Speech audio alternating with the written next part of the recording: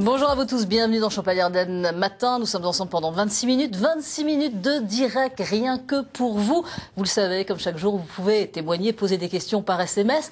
Et aujourd'hui, nous allons parler justement des jeux d'argent, l'addiction aux jeux d'argent, être accro aux jeux. Un phénomène qui prend vraiment de l'ampleur et qui peut provoquer une descente aux enfers pour certains. Sachez que l'addiction aux jeux touche 600 000 Français et que le chiffre d'affaires des jeux autorisés, c'est-à-dire le loto, les jeux de grattage, les casinos et les paris sur les courses de chevaux, ce chiffre d'affaires a été multiplié par 400 depuis 1960, passant de 98 millions d'euros à 37 milliards d'euros. C'est énorme. Alors le jeu peut-il devenir une drogue? Pour y répondre, deux spécialistes sur ce sujet sont présents sur ce plateau. Stéphane Dehoule, bonjour. Bonjour. Alors vous êtes psychologue spécialisé dans l'addiction. Vous nous expliquerez justement comment on devient accro aux jeux d'argent, si ce phénomène touche toutes les classes sociales. Comment arrive-t-on justement à s'en sortir? Vous nous expliquerez aussi votre méthode pour guérir justement ces accros au jeu. Est-ce que c'est difficile de guérir? Est-ce qu'ils sont tous guéris justement? Alors ce serait bien hein, si c'était le cas, mais en tout cas, ce qui est certain, c'est que depuis qu'on s'intéresse à ces questions-là, parce que c'est assez récent, il y a certainement une amélioration, oui c'est sûr. Bon, on va développer évidemment pendant cette émission. Gilles Guignard, bonjour. Alors vous êtes Bonjour. joueur de poker professionnel, vous nous expliquerez justement comment vous avez été attiré par ce jeu, la première fois, comment ça s'est passé, comment ce jeu est devenu un jour une passion et comment vous avez décidé justement d'en vivre, car vous êtes devenu professionnel. Vous nous parlerez aussi de votre quotidien, hein, de vos tournois, et puis vous nous direz si vous pouvez vraiment vivre du poker. Vous vivez du poker ? Oh, on va dire modestement pour l'instant. Modestement, ça va peut-être. Vous nous expliquerez justement les tournois, c'est pas très simple. Hein. Alors si ce thème vous intéresse, si vous voulez témoigner, si vous voulez poser des questions sur ce thème, vous pouvez le faire dès maintenant, c'est simple, par SMS, ACA, suivi de votre question au 5 15 15. Alors depuis la libéralisation des jeux d'argent en ligne, de plus en plus de champardonnés tentent leur chance, hein, pensant un jour remporter la cagnotte, mais rares sont ceux qui gagnent. Certains savent se limiter, d'autres non, ce qui peut provoquer une descente aux enfers, que ça soit sur Internet, dans un casino ou dans un cercle de jeux. Reportage Lucie Boisard, Paul-Antoine Boudet et Julien Baudard.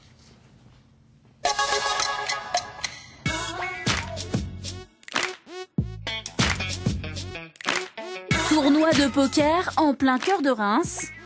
Autour de la table de jeu, chacun cultive son style. Manipulation de jetons plus ou moins maîtrisée, lunettes noires pour brouiller les pistes, ou l'air faussement décontracté.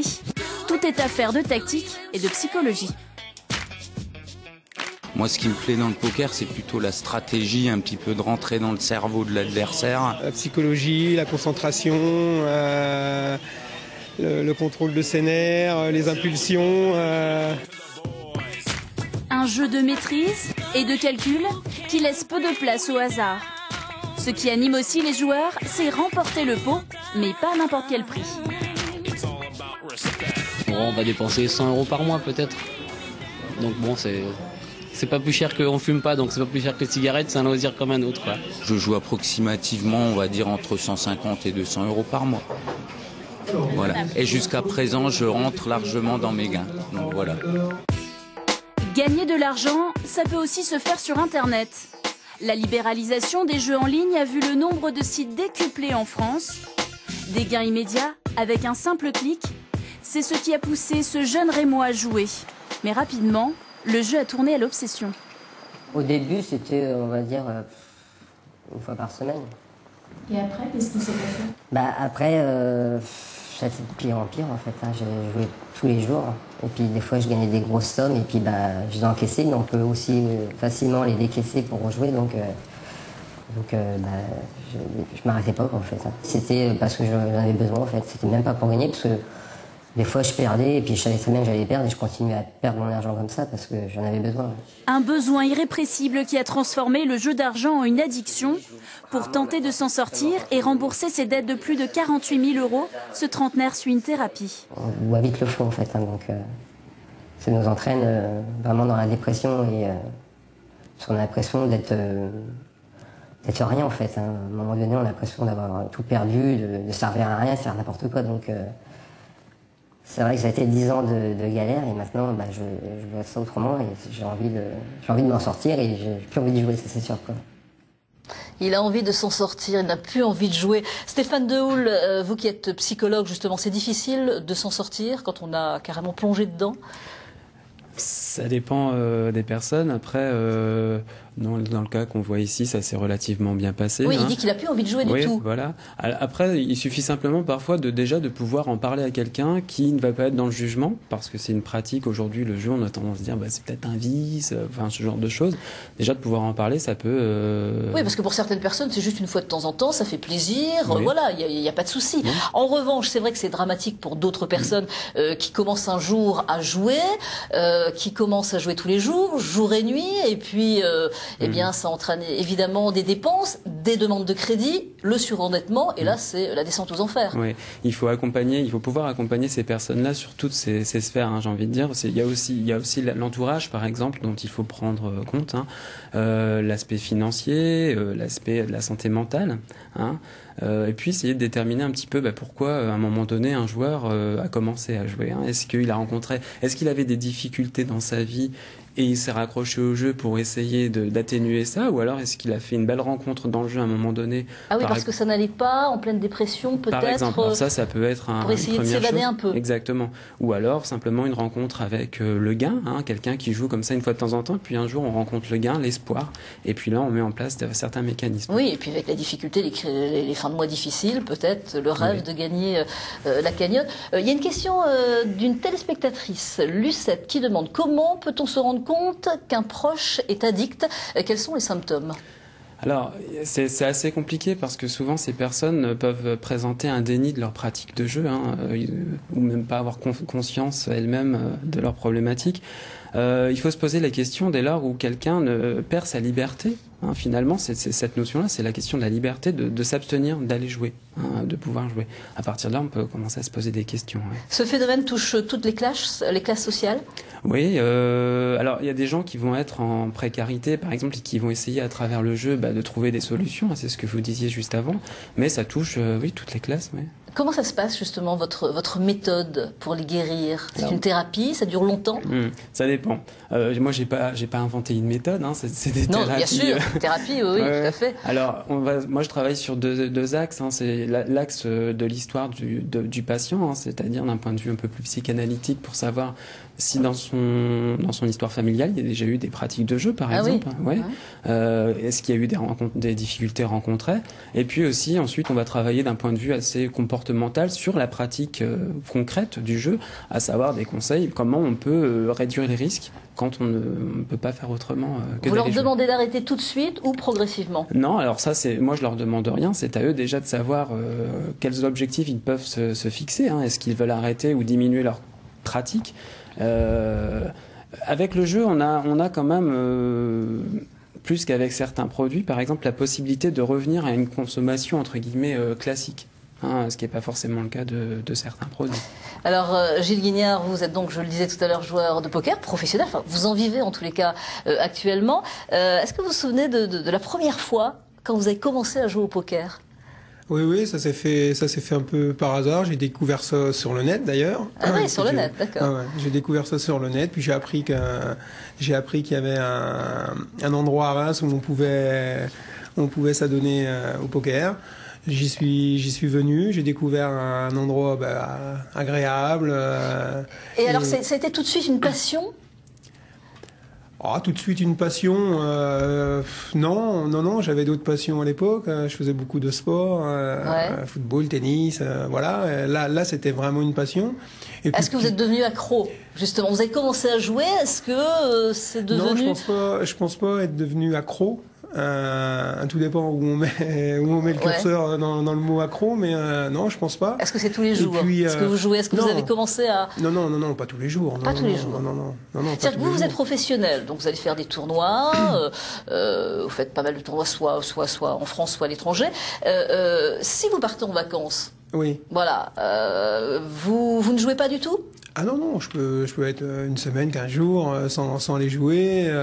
Voilà, c'est quand ça devient un travail, si vous voulez, quand vous travaillez, vous partez en vacances, vous faites pas d'émission de télé, donc. Non, c'est vrai. Je suis pas avec mon micro sur la plage. Donc vous faites un break de votre profession. Ouais. Voilà, moi quand je vais en vacances. Ouais.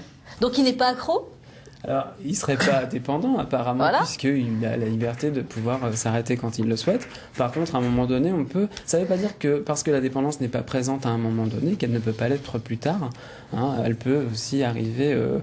il faut se méfier de la notion aussi de se refaire, par exemple. Hein, quand quelqu'un joue et qu'il n'accepte pas ses pertes et qu'il rejoue pour se refaire, là, on peut commencer à se poser aussi des questions, par exemple. C'est ce que je vous disais tout à l'heure.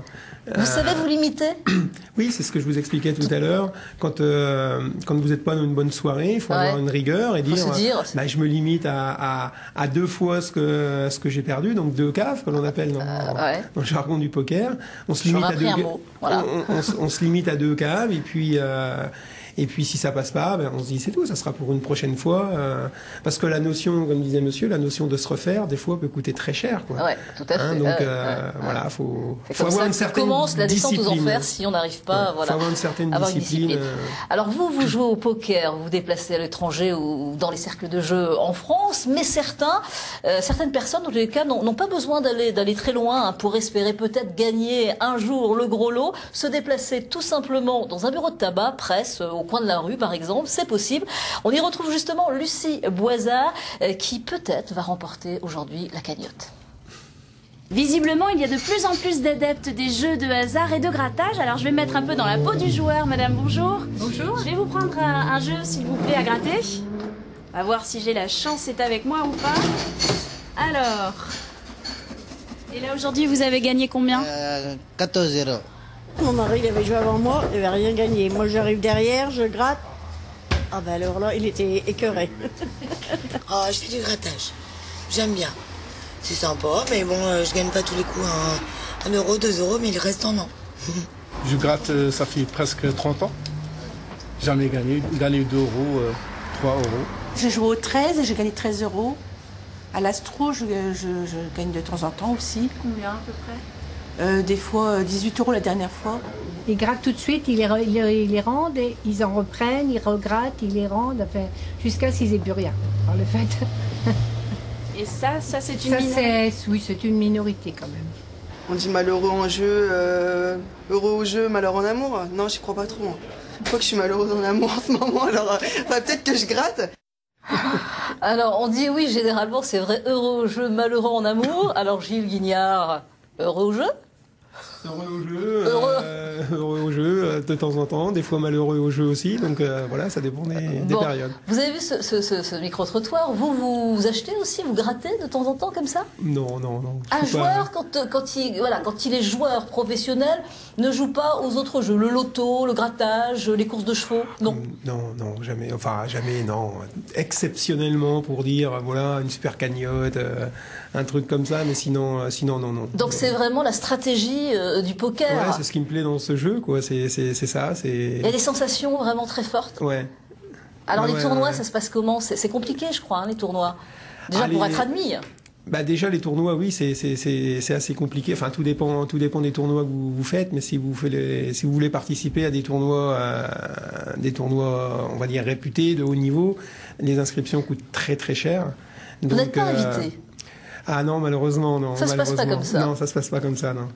D'accord. Donc pour arriver à s'inscrire à ces tournois-là, si vous voulez, vous êtes obligé de passer par des tournois de qualification, beaucoup moins chers, et qui vous permettent d'accéder à ces tournois-là. Mais malheureusement, les qualifications ne passent pas tout le temps, quoi. Donc. Et vous me disiez hors antenne qu'il faut être souvent sponsorisé, que certains joueurs sont sponsorisés. Il y a certains joueurs qui sont sponsorisés. C'est vrai que c'est beaucoup plus facile. C'est beaucoup plus facile parce que là, vous accédez directement au tournoi majeur. Et le sponsoring maintenant est devenu très très difficile. On va dire tout le boom du poker est arrivé il y a un an et demi en France. Donc toutes les poker rooms qu'on appelle, tout le milieu du poker, donc a recruté ces joueurs. Et maintenant donc ça rentre au compte-gouttes. Il y en a un qui n'est pas responsorisé l'année d'après, on en reprend un. Et vous êtes sponsorisé? Et non, je ne suis pas sponsorisé. Donc, voilà, c'est un appel aujourd'hui. Vous êtes sponsorisé, c'est ça? Ça serait merveilleux. Bon, je ne vais pas demander au psychologue Stéphane de vous sponsoriser, ça ne va pas aller, mais bon, si, voilà, il y a des personnes qui veulent vous sponsoriser, qui aiment le poker, ça peut se faire. Ben, c'est vrai que pour arriver à progresser, il faut participer à des grands tournois avec des grands joueurs. Hein, et j'ai eu l'occasion d'en faire quelques-uns, de me confronter à ce genre de joueurs, et c'est vrai qu'on progresse beaucoup plus vite. Et voilà, si l'opportunité se présentait, pourquoi pas. Bon, alors on va parler justement, vous allez de temps en temps faire des tournois aussi dans des cercles de jeu. Lorsqu'on est à la tête justement d'un cercle de jeu, doit-on contrôler, surveiller les joueurs, les protéger? Réponse de Gérard Gravé, directeur d'un cercle de jeu à Reims. Regardez. Alors l'addiction au jeu, ça existe. C'est 4% de la population de joueurs qui ont une addiction au jeu. Ils sont donc malades vis-à-vis de ce phénomène-là. Mais s'ils n'ont pas cette compensation-là au jeu, ils vont la trouver autre part, ils vont la trouver dans l'alcool, ils vont la trouver dans la drogue. En fait, c'est souvent des gens qui ont une maladie et cela, c'est pas à nous de les guérir, c'est pas notre métier. Ça. Par contre, on peut leur dire effectivement d'aller voir le médecin qui va s'occuper d'eux et concernant le jeu, il s'appelle SOS Joueur, il s'appelle Addictel, etc. Oui, donc il y a des associations, évidemment. Qu'est-ce que vous en pensez? C'est vrai que c'est pas au directeur d'un cercle de jeu, je pense que c'est son métier d'avoir des joueurs dans ce cercle de jeu, mais il peut tout de même peut-être discuter de temps en temps et donner une adresse. Oui, mais je pense qu'il faut quand même malgré tout pouvoir faire de la prévention, en tout cas, ou de l'information, savoir vers qui orienter ces joueurs. Hein. Là, ce qu'il évoque, c'est un peu simpliste, hein, c'est-à-dire quand même, bon, s'il joue pas, il va boire ou il va, bon, ça s'appelle un transfert de dépendance. Ceci dit, c'est vrai que chez certains joueurs, on va rencontrer plusieurs choses, le jeu avec le tabac ou le jeu avec l'alcool ou le jeu avec d'autres choses. Hein, ça, c'est aussi possible. Quand vous avez vu tout à l'heure pour le grattage, là, lorsqu'on gratte pratiquement tous les jours, des personnes qui vont acheter leur quotidien, qui prennent un ticket de grattage, est-ce qu'ils sont addicts au jeu? Ça fait partie d'un rituel pour eux, hein, finalement, c'est quotidien. La question de savoir s'ils sont dépendants, c'est toujours la même, c'est est-ce qu'ils peuvent s'arrêter? Quand on voit dans le reportage cette dame, c'est la buraliste qui dit il gratte devant moi et puis il gagne, il perd, il regagne jusqu'à ce qu'il n'ait plus rien. Ouais. Et ça, c'est souvent, c'est pareil, c'est cette même question de se refaire. Certains joueurs qui vont au casino me disent je ne peux gagner qu'à la fermeture du casino parce que à ce moment-là, je repars avec quelque chose. Parce que si je gagne, je le remise et si je perds, je me refais. Donc d'accord. Il y avait une question que j'ai vue défiler, là, Yasmine va me la remettre. Voilà. Mon mari joue 4 € tous les jours aux courses. Est-il dépendant? Parce que ça fait une petite somme, 4 €. Enfin, 4 € c'est quand même, hein, on peut manger aussi avec 4 €. Mais 4 € tous les jours, est-ce qu'il est dépendant? Donc 4 € tous les jours, ça fait... C'est pas la somme en fin de compte, c'est de jouer tous les jours. C'est toujours pareil. Est-ce qu'il pourrait ne pas aller jouer finalement? Est-ce que ça lui poserait des problèmes? Est-ce qu'il serait irritable? Voilà. Oui. Après, là, la question qu'il faut se poser, c'est est-ce que ces 4 € par jour dans le budget, par exemple, a des conséquences? Ça, c'est... Alors, les études montrent que les hommes sont plus concernés que les femmes et que les jeunes sont plus concernés que les seniors. Vous êtes d'accord? Oui, et après, ça va dépendre des jeux. Hein. Par exemple, pour le poker, on va rencontrer plus de jeunes. Pour les paris sportifs, il y aura plus d'hommes. Pour les jeux de grattage et les loteries, on aura peut-être plus de femmes. Voilà, ça dépend des jeux et de... Ouais. Quand on est joueur professionnel, on paye des impôts? Non. On paye pas des impôts sur les gains? Non, pour l'instant. Pour l'instant, c'est en discussion pour l'instant pour avoir un statut bien particulier pour le joueur professionnel. Mais pour l'instant, c'est un peu bâtard. Il y a rien pour le moment. Non. Alors là, il y a une question de Jean qui habite dans l'Aube et qui demande comment avez-vous eu le déclic pour devenir un joueur professionnel? Oh, ça s'est fait par hasard. C'est un concours de circonstances qui a fait que voilà, on était associé j'étais associé avec 2 autres personnes. On a fait une cessation d'activité. Je me retrouvais sur le marché de l'emploi et comme j'avais eu quelques petits résultats significatifs, je me suis dit tiens pourquoi pas essayer et puis voilà, c'est parti comme ça. Mais si j'avais continué mon activité professionnelle, peut-être que je ne serais pas devenu joueur professionnel. Ouais, donc voilà, c'est vraiment une opportunité qu'a fait que dire allez on essaye et puis et puis on verra quoi. Alors il y a une question, ça intéresse. Quelle est la somme la plus importante que vous avez gagnée? Je ne sais pas, on n'a pas le prénom de la personne qui a posé la question. Pour l'instant, c'est des sommes, on va dire, bon, quand même assez conséquentes, mais modestes. On peut en perdre aussi le lendemain. Mais dans le milieu, mais bon, j'ai pu gagner sur un tournoi jusqu'à 9 000 €. Voilà, c'est des sommes quand même intéressantes. Ouais. Bah mais oui, tout à fait, on ne gagne pas 9 000 € à chaque fois pour participer à un tournoi. Vous perdez après, 2 jours après ou 3 jours après. Parce que bon, on est obligé de se réinscrire à un tournoi. Alors très rapidement, conclusion, un mot justement pour les personnes qui nous écoutent. Bien qu'elle n'hésite pas à en parler, surtout. Voilà. C'est pas un vice, hein, ça peut être considéré comme une maladie finalement, cette dépendance. Mais il faut aller en parler. Il faut aller en parler, avant voilà, de descendre complètement. fait, voilà. Et un mot aussi, justement, pour les téléspectateurs qui nous écoutent. Si c'est une passion, de temps en temps, c'est bien, mais il faut faire attention. Voilà, c'est comme tout, hein, faut le faire avec modération. Faut limiter, c'est tout. Voilà, Merci en tous les cas à vous deux, ça passe vite. Vous restez avec moi parce que on va justement prendre connaissance de l'actualité régionale et le flash est présenté par Laurent Villain.